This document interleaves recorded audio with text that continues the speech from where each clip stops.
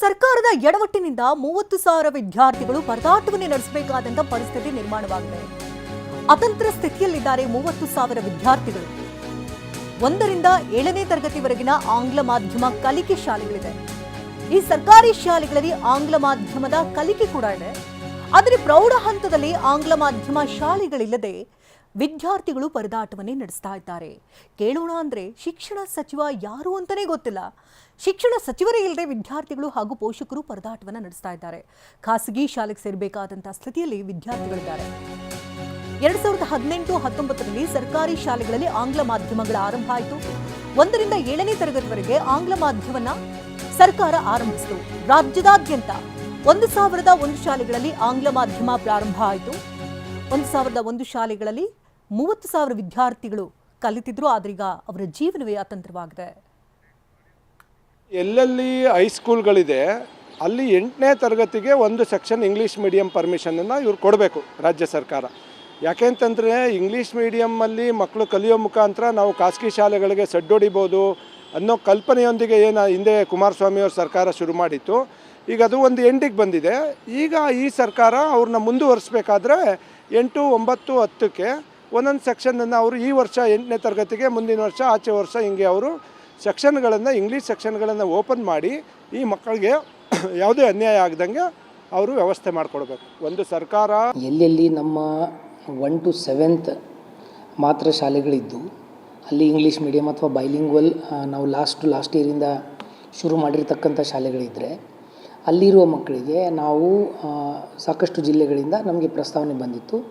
But within 1 or 2 kilometre ರೇಡಿಯಸಲ್ಲಿ ನಮ್ಮದೇ ಗವರ್ಮೆಂಟ್ದೇ 8ನೇ ತರಗತಿ English ಮೀಡಿಯಮ್ದಿದ್ದರೆ ಅಲ್ಲೇ ನಾವು ಅಡ್ಮಿಷನ್ ಮಾಡ್ಸೋಕ್ಕೆ ಅವರಿಗೆ ತಿಳಿಸಿರೋದಿದೆ.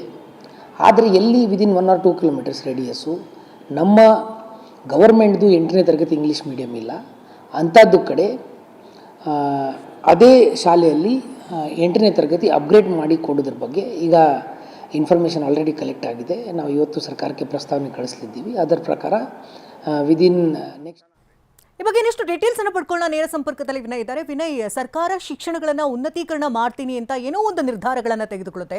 1ರಿಂದ 7ನೇ ತರಗತಿವರೆಗೆ ಇಂಗ್ಲಿಷ್ ಮೀಡಿಯಂ ಇದೆ. ಅದಾದ ನಂತರದಲ್ಲಿ ಏನು ಅಂತಂದ್ರೆ ಅದ್ರ ಬಗ್ಗೆ ಒಂದು ಕ್ಲಾರಿಟಿನೇ ಇಲ್ಲ. ಈಗ ಕೇಳೋಣ ಅಂತಂದ್ರೆ ಇತ್ತ ಶಿಕ್ಷಣ ಸಚಿವರೇ ಇಲ್ಲ, ಏನ್ ಮಾಡ್ಬೇಕು ವಿದ್ಯಾರ್ಥಿಗಳು ಅಂತ. ಬರೋಬ್ಬರಿ 30,000 ವಿದ್ಯಾರ್ಥಿಗಳ ಸ್ಥಿತಿ ಈಗ ಅತಂತ್ರವಾಗಿದೆ. ಶಕುಂತಲಾ, ಸದ್ಯಕ್ಕೆ 2018-19ನೇ ಶೈಕ್ಷಣಿಕ ಸಾಲಿನಲ್ಲಿ ಕುಮಾರಸ್ವಾಮಿ CM ಆದಂಥ ಸಂದರ್ಭದಲ್ಲಿ ಒಂದು ಮಹತ್ವದ ನಿರ್ಧಾರಕ್ಕೆ ತೆಗೆದುಕೊಳ್ಳಲಾಗುತ್ತೆ. ಯಾಕೆಂದರೆ ಆಗ ತುಂಬ ದೊಡ್ಡ ಮಟ್ಟದಲ್ಲಿ ಆಂಗ್ಲ ಮಾಧ್ಯಮದಲ್ಲಿ ಕನ್ನಡ ಶಾಲಾ ವಿದ್ಯಾರ್ಥಿಗಳು ಅಂದರೆ ರಾಜ್ಯದ ವಿದ್ಯಾರ್ಥಿಗಳು ಆಂಗ್ಲ ಮಾಧ್ಯಮದಲ್ಲಿ ಓದಬೇಕು ಅನ್ನುವಂತಹ ದೊಡ್ಡ ಮಟ್ಟದಲ್ಲಿ ಬೇಡಿಕೆ ಇರುತ್ತೆ. ಹೀಗಾಗಿ ಆಗಿನ CM ಆಗಿರುವಂತಹ HD ಕುಮಾರಸ್ವಾಮಿ ಅವರು ಒಂದು ಮಹತ್ವದ ನಿರ್ಧಾರವನ್ನು ತೆಗೆದುಕೊಳ್ತಾರೆ.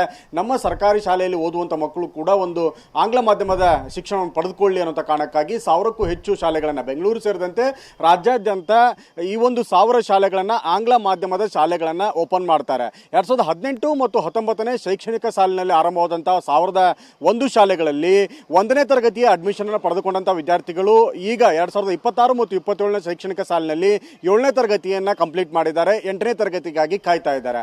ಬರೋಬ್ಬರಿ 30,000 ವಿದ್ಯಾರ್ಥಿಗಳು ಈ ಒಂದು ಕನ್ನಡ ಆಂಗ್ಲ ಮಾಧ್ಯಮ ಶಾಲೆಗಳಲ್ಲಿ ಓಪನ್ ಮಾಡಿದ ಶಾಲೆಗಳಲ್ಲಿ ಓದಂತ ವಿದ್ಯಾರ್ಥಿಗಳಿಗೆ ಈಗ ಮುಂದಿನ ಶೈಕ್ಷಣಿಕ ಭವಿಷ್ಯ ಏನು, ಅವರು ಆಂಗ್ಲ ಮಾಧ್ಯಮದಲ್ಲಿ ಓದಬೇಕಂದ್ರೆ ಸರ್ಕಾರದ ಶಾಲಾ ಶಿಕ್ಷಣ ವ್ಯಾಪ್ತಿಯಲ್ಲಿ ಪ್ರೌಢಶಾಲಾ ಹಂತದಲ್ಲಿ ಆಂಗ್ಲ ಮಾಧ್ಯಮದ ಶಾಲೆಗಳು ಇಲ್ಲ.